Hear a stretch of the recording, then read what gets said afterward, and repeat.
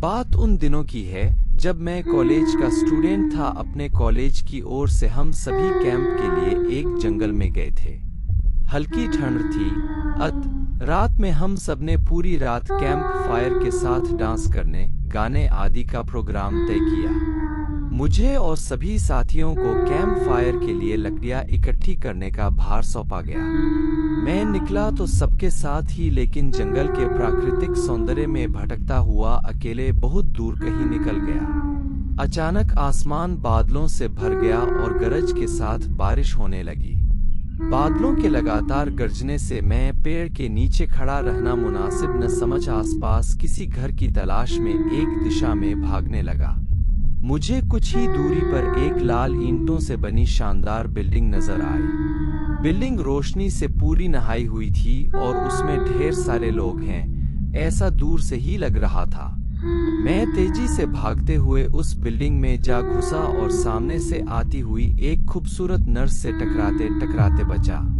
Nurse ने मुझे घूर कर देखते हुए कहा, बहुत अधिक भीग गए हो, सर्दी लग जाएगी।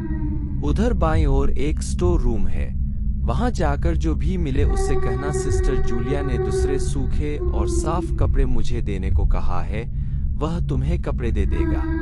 मैं हक्का बक्का मुंह फाड़े सिस्टर जूलिया को देखता रहा। मुझे एकदम से यह समझ नहीं आया कि मैं क्या करूं। मेरी स्थिति देखकर सिस्टर जूलिया खिलखिलाकर हंस पड़ी और बोली, पहले तो तुम अपना मुंह बंद करो वरना मुंह में मच्छर घुस जाएंगे, और अब जाकर वैसा ही करो जैसा मैंने कहा है।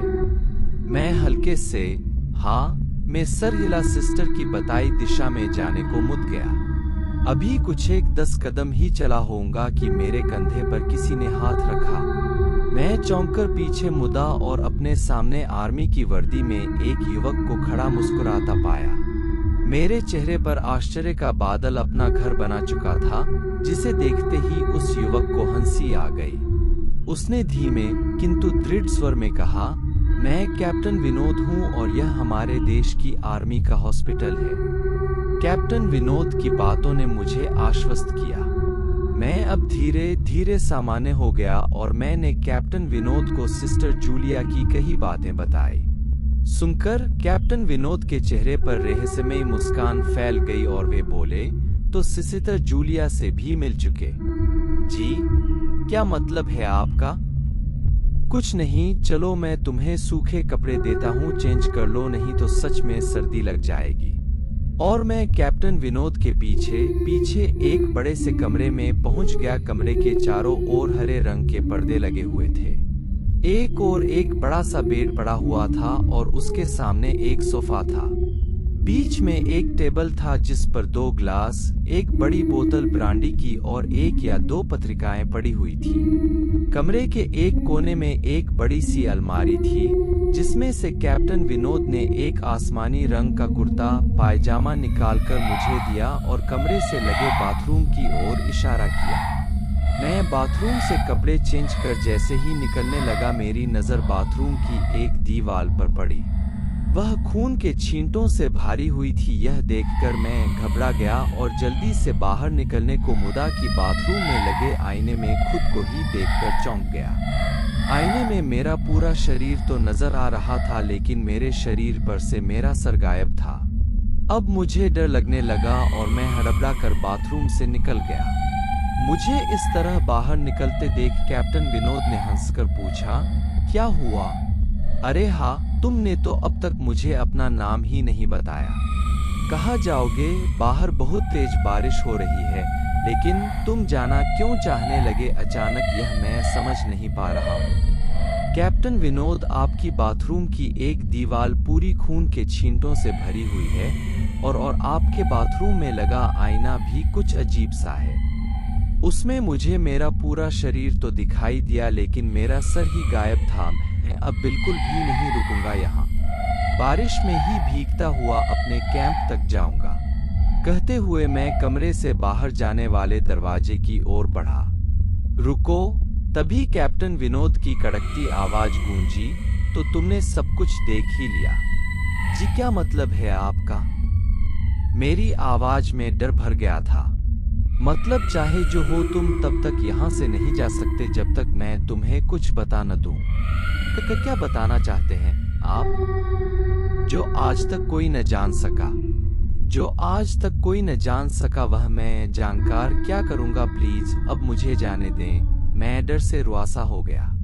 नहीं, बिल्कुल भी नहीं, और तुम्हें मुझसे डरने की भी कोई जरूरत नहीं। सैनिक सबकी रक्षा के लिए होते हैं, मैं भी तुम्हारी सुरक्षा ही कर रहा हूँ। कैप्टन विनोद के स्वर में कोमलता थी। आओ मेरे साथ इस सोफे पर बैठ जाओ, मैं तुम्हें एक कहानी सुनाता हूँ। कहानी खत्म होते ही मैं तुम्हें तुम्हारे कैंप तक जीप से छोड़ आऊंगा। वैसे भी तुम अपने साथियों से काफी आगे निकल आए हो, वहां तक तुम अब चलते हुए शायद पहुंच न पाओ। कैप्टन विनोद के स्वर में जाने कैसी आश्वस्ति थी। मैं जाकर उनके बगल में बैठ गया। कैप्टन विनोद ने कहना शुरू किया, दुश्मनों ने धोखे से हमारे अस्पताल को अपना निशाना बनाया। दुश्मन देश के 2 सैनिक हमारे सैनिक के वेश में एक हमारे ही घायल सैनिक को लेकर आए। वह घायल था और हमारे देश की सेना ने उसे बहुत ढूंढा लेकिन नहीं मिला था। शायद साजिश के तहत उसे घायल होते ही घुसपैठियों ने कहीं छुपा दिया था। अचानक अपने खोए सैनिक को अपने हॉस्पिटल में पा सभी खुश हो गए और बिना अधिक पड़ताल किए हॉस्पिटल के गेस्ट रूम में घायल को लेकर आने वाले छद्म वेशधारियों को ठहरने की इजाजत दे दी गई। अभी उस सैनिक का इलाज चल ही रहा था कि जोरों का ब्लास्ट हुआ और पूरा हॉस्पिटल एक पल में खंडहर में तब्दील हो गया। लेकिन हॉस्पिटल तो अपनी शानदार स्थिति में खड़ा है। मेरी बातों को अनसुना कर कैप्टन विनोद ने अपनी बात जारी रखी। कोई नहीं बचा उस ब्लास्ट में। दीवार पर पड़े खून के छींटे भी उसी ब्लास्ट में मारे गए हॉस्पिटल के कर्मचारियों के हैं। हाँ, पर यह हॉस्पिटल तो मुझे खंडहर नहीं दिखता। जवाब में कैप्टन विनोद के चेहरे पर रेह से भरी मुस्कान फैल गई और उनका चेहरा अजीब से भावों से भर गया। मैं उनके चेहरे को देखकर अंदर से दहल गया। फिर भी मैंने हिम्मत कर पूछा, आप उस ब्लास्ट में बाग कैसे गए? सुनते ही कैप्टन विनोद ठहाका लगाकर हंस पड़े और मुझ पर एक भरपूर नजर डालते हुए कहा, यह कहानी आज से मात्र 10 वर्ष पहले की है और मैं तो आज से 50 वर्ष पहले मर चुका हूँ। इसके आगे उन्होंने क्या कहा मुझे कुछ नहीं मालूम।